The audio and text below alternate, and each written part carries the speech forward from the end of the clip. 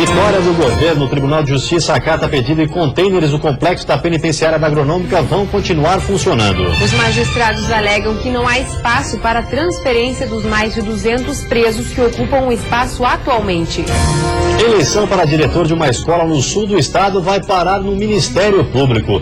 O motivo são mensagens de áudio indicando possível troca de votos por pontos na média escolar.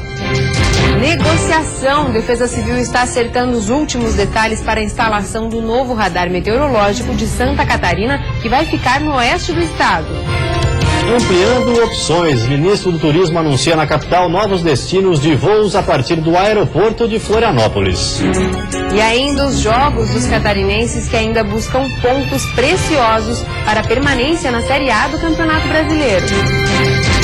O Band Cidade desta quinta-feira já está no ar.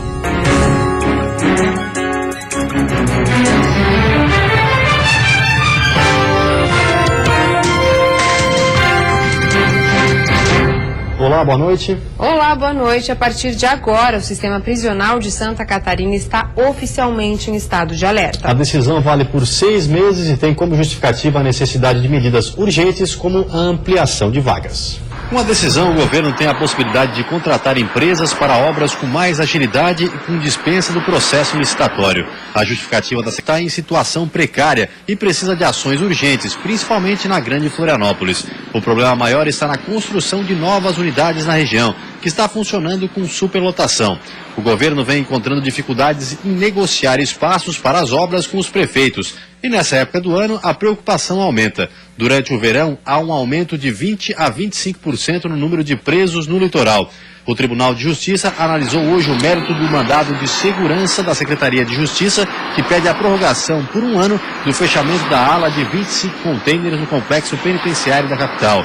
Em decisão unânime, os magistrados acolheram o pedido do Estado. Sendo assim, por não ter para onde transferir os mais de 200 presos, a ala vai continuar funcionando.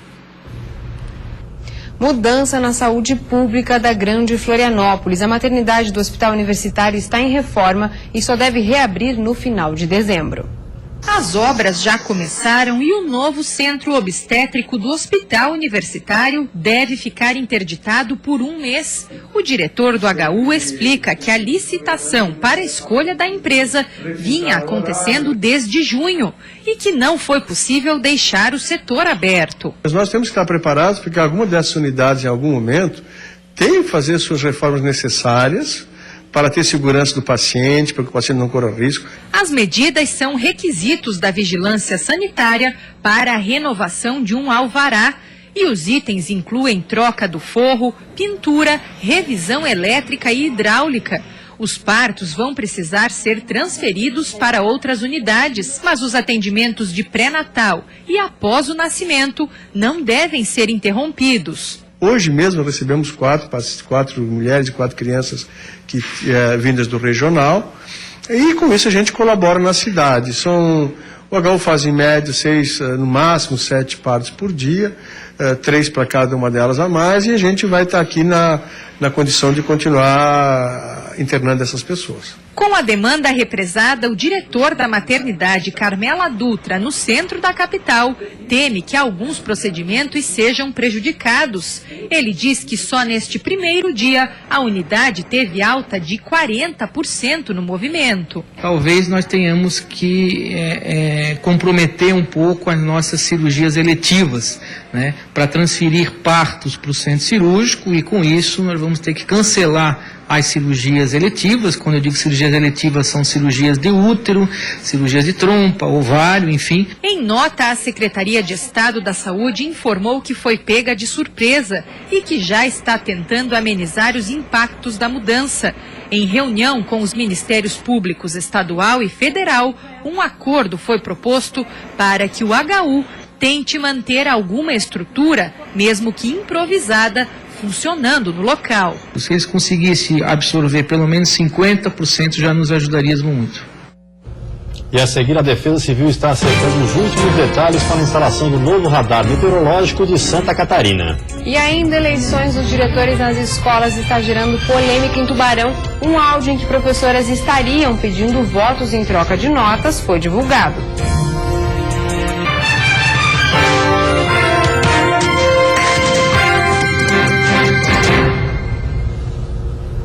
Após vários casos de tornados e catástrofes naturais, profissionais da área da saúde de Santa Catarina estão se aperfeiçoando para melhorar o atendimento às vítimas. O Hospital Regional do Oeste atende aproximadamente 90 municípios e uma população de mais de 1 milhão de habitantes, em casos de acidentes graves e catástrofes naturais, como o tornado do dia 22 de abril em Xanxerê.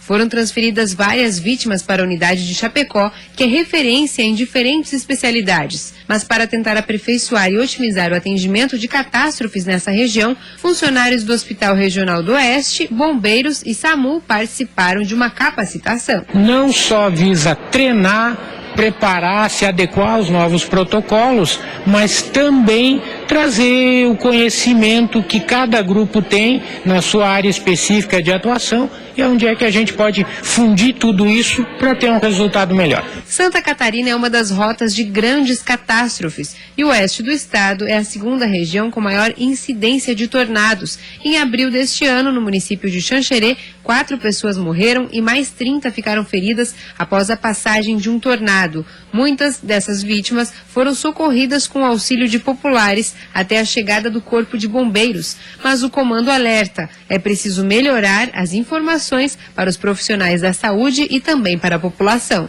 Porque ninguém se prepara para aquilo que não acredita que vai acontecer. Quando a gente tem essa percepção de que esse evento vai acontecer e vai acontecer próximo da gente, nós nos preparamos. Construímos casas resistentes, preparamos as crianças, preparamos as instituições.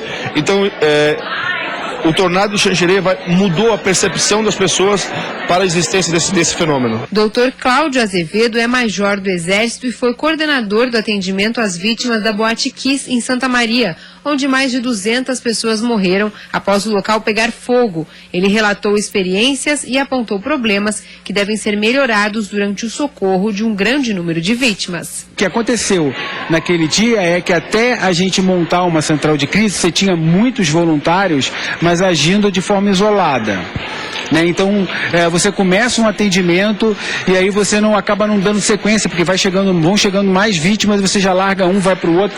Então é preciso que a gente criou de uma forma de organização em que você tinha uma equipe para dar o primeiro atendimento, uma equipe para triar, uma equipe para transportar. Então, com isso, cada equipe sabia o que tinha que fazer. E isso facilitou, porque foi possível a gente transportar em 3, 4 horas 35 vítimas em transporte aéreo para Porto Alegre, totalmente estabilizada. A Defesa Civil está acertando os últimos detalhes para a instalação do novo radar meteorológico de Santa Catarina.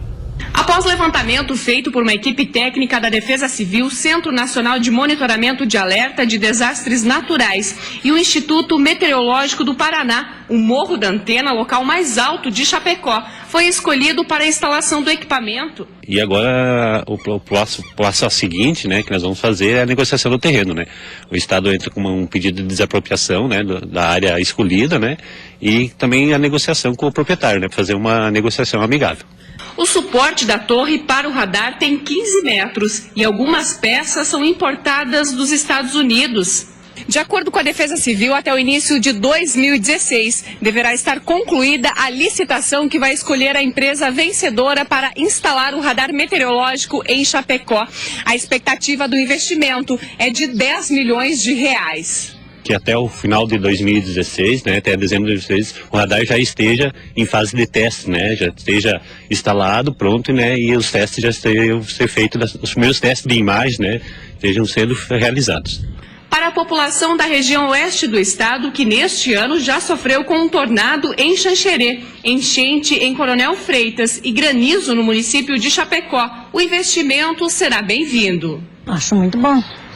É bom que protege, que sabe proteger, Se aconteceu, estão sabendo. Isso é muito bom, Previne muita coisa, Mas quem sabe sabendo seria melhor. Lógico, o que está acontecendo, muitas... Com o segundo radar meteorológico instalado, mais de 80% do estado está monitorado. Cada equipamento tem capacidade para cobrir 80 quilômetros quadrados e será fundamental para auxiliar na emissão de alertas e previsões meteorológicas. Nesta sexta-feira, o tempo deve melhorar com aberturas de sol, mas ainda com muitas nuvens. As temperaturas estarão bem parecidas com as de hoje, mas com pequena elevação no oeste e litoral sul do estado, onde a máxima se aproxima dos 29 graus. No Vale do Itajaí, Planalto Norte, Grande Florianópolis, máxima de 26. No litoral norte, as temperaturas variam entre 14 e 24 graus. E na Serra Catarinense, a mínima registrada deve ser de 11 graus. Quase 1.100 escolas de todo o estado elegem nessa semana os diretores. Mas no sul de Santa Catarina, um áudio chamou a atenção até mesmo do Ministério Público. Professoras estariam pedindo voto aos alunos em troca de um aumento nas notas. O caso foi registrado nesta escola estadual de Braço do Norte. O áudio divulgado nas redes sociais seria de 2 professoras da instituição durante uma aula do ensino fundamental. Elas fazem campanha para uma das candidatas a diretora da escola, já que os alunos também têm direito ao voto. Na conversa com os estudantes, uma das professoras é bem clara na proposta e oferece um ponto na nota em troca do voto para uma das candidatas. Eu estou dando um ponto para ganhar um contrato do e nem turma que vai ganhar um ponto na média, porque estamos dando. Logo após a proposta, os alunos perguntam de que forma as professoras teriam a certeza de que o voto foi dado na candidata citada e prontamente são respondidos. Na sequência, declarações ainda mais preocupantes. Se toda turma me disser que vai votar, vai ter que aparecer lá? Como ela está fazendo isso, é o direito dela, é meu? Tá. Eles estão dizendo que quem não vota nela vai rodar. É um direito também é errado. Jogando casar. O uso do celular é proibido na escola. Entre os alunos, a denúncia dividiu opiniões. Eu penso que é errado a professora ter feito isso e também é errado também o aluno com o celular na sala de aula gravando. É complicado, né? Porque assim, cada um tem seu candidato. Eu tenho a minha sala é meio dividida. Um fica falando mal do outro e foi bem na véspera de eleição. Então, se alguém ia votar na candidata, já não votou mais por causa disso, né? Nós entramos em contato com as 2 candidatas, mas nenhuma quis comentar o caso. O Ministério Público já recebeu o áudio e vai investigar as denúncias. Mesmo com a suspeita, a eleição ocorreu normalmente. Uma comissão da própria Gerência Regional da Educação também vai avaliar a gravação.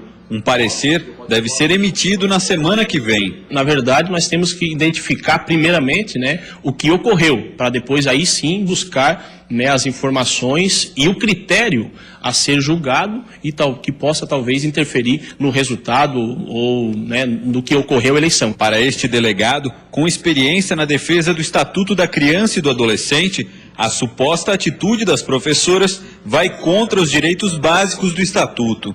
É claro que o fato narrado ali no áudio afronta o artigo 3º do Estatuto, na medida em que a criação e a proteção integral ao jovem e ao adolescente, ela prevê um desenvolvimento dele de nível de educação social e moral. E ali não é uma conduta que a gente possa falar que seja uma conduta moral a compra de votos. Ainda de acordo com o delegado, o debate deve ser mais amplo, principalmente devido ao ambiente em que a situação foi registrada. As pessoas, a sociedade deposita nas escolas, a responsabilidade por formar a juventude para o futuro. E a gente já percebe desde o início, uma formação deturpada e talvez isso até justifique o que a gente está vivendo hoje na sociedade. Depois do intervalo tem futebol. O Joinville, já rebaixado para a Série B, dispensa vários jogadores e tenta negociar para manter outros na equipe. E ainda a expectativa é a matemática de Avaí e Figueirense para se manterem na Série A do Campeonato Brasileiro.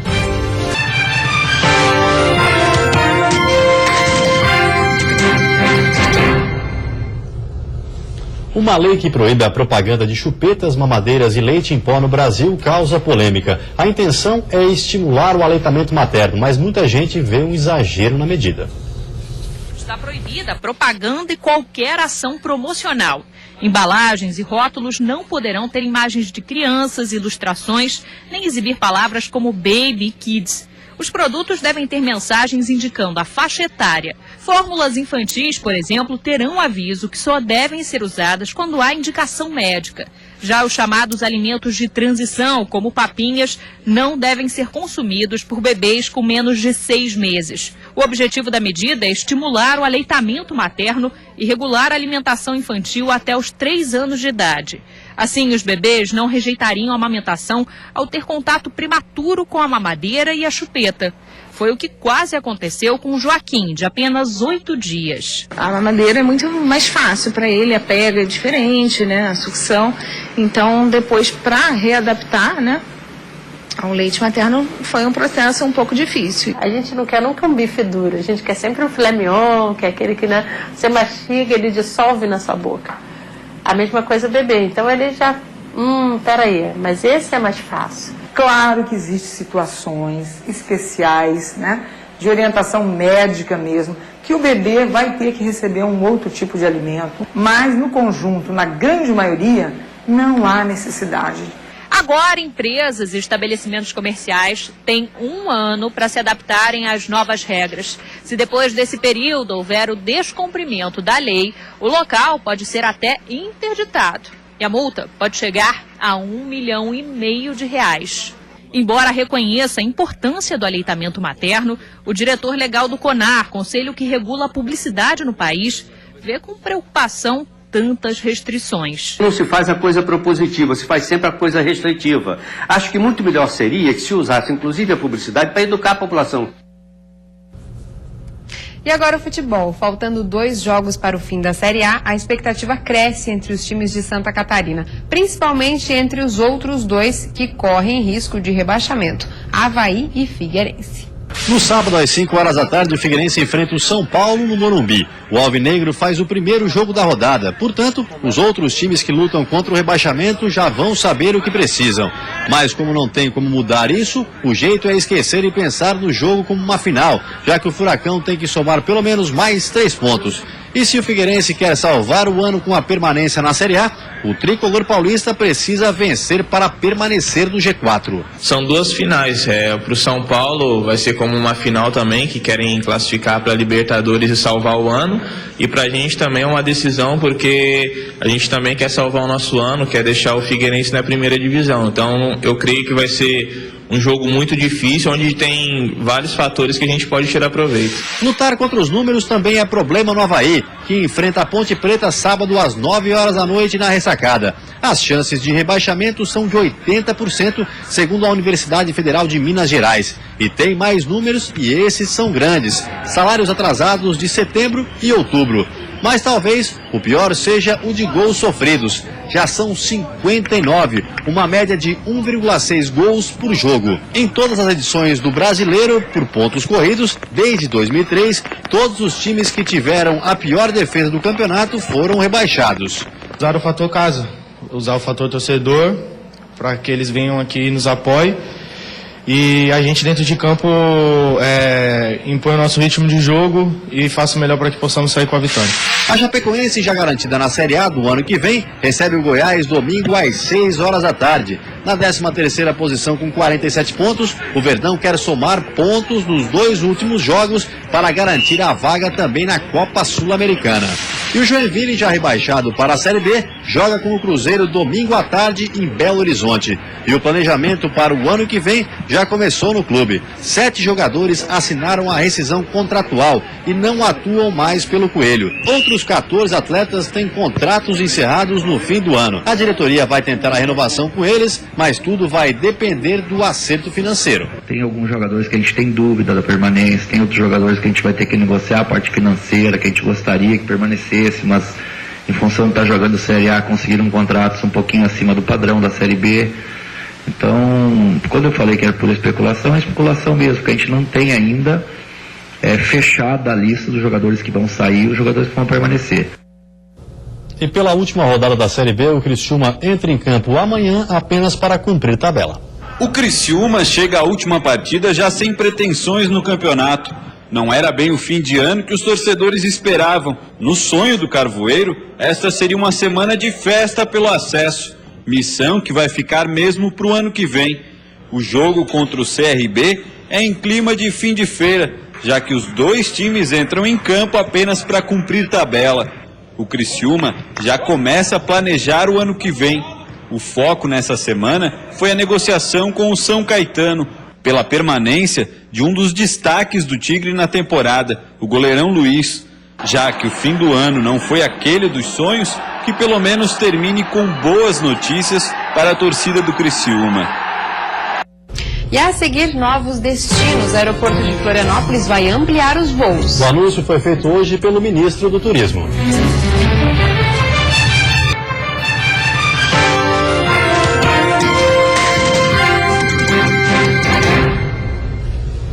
Foi lançada hoje a agência Invest SC, uma cooperação entre governo do estado e a Federação das Indústrias de Santa Catarina. A Invest SC quer atrair para Santa Catarina investimentos estratégicos e destacar ainda mais o estado no cenário nacional e internacional.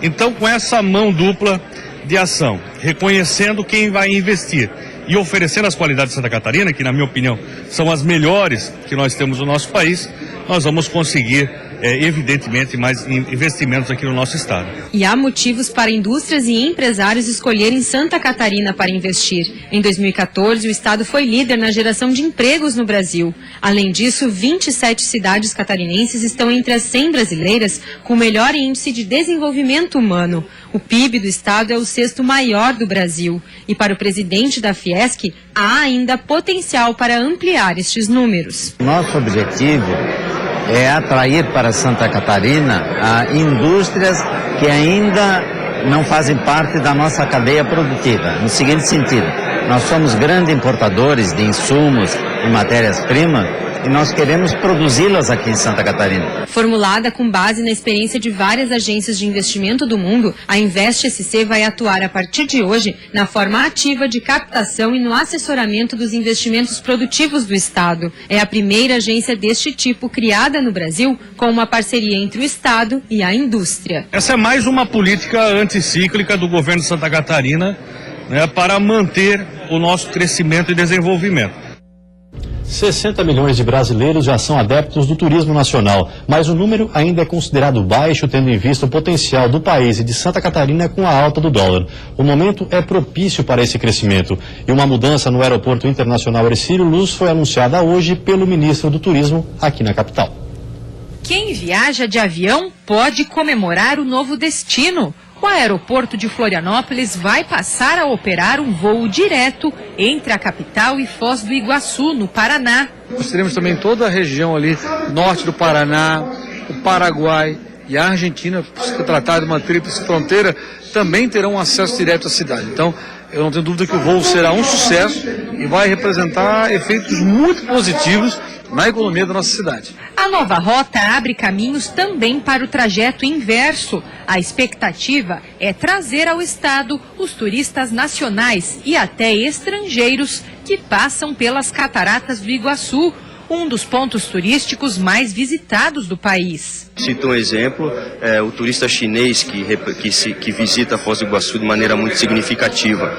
Então é um anúncio muito importante, Santa Catarina comemora, nós no turismo comemoramos muito essa iniciativa. Com a alta do dólar, esta temporada, que promete ser histórica para o turismo nacional, com alta prevista de 40% no número de visitantes em Santa Catarina, pode se tornar ainda melhor.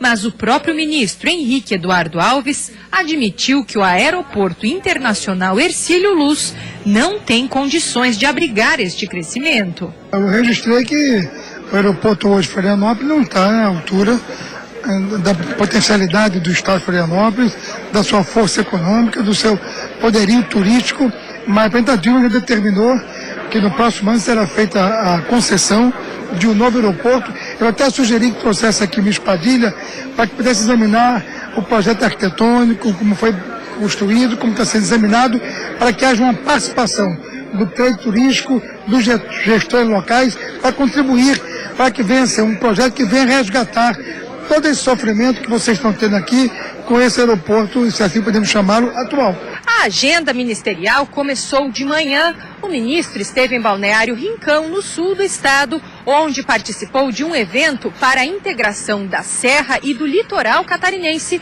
com o Rio Grande do Sul. 2 milhões de reais em recursos devem financiar projetos que tirem essas ideias do papel. A empresa que vai operar o voo para Foz do Iguaçu também anunciou o início de viagens para Londrina e Maringá, no Paraná, além de Passo Fundo, no Rio Grande do Sul. As viagens devem ter início agora na temporada e podem se tornar definitivas. E você fica agora com o Jornal da Band. Uma ótima noite para você. Até amanhã. Boa noite. Até amanhã.